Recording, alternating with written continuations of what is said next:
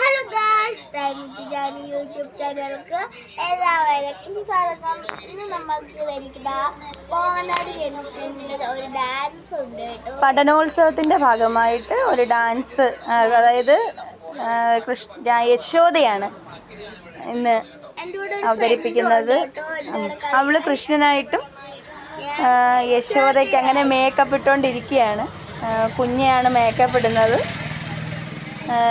അപ്പം സിമ്പിളായിട്ട്, വലിയതായിട്ടല്ല, ഒരു സിമ്പിൾ മേക്കപ്പാണ് ഇട്ടേക്കുന്നത്.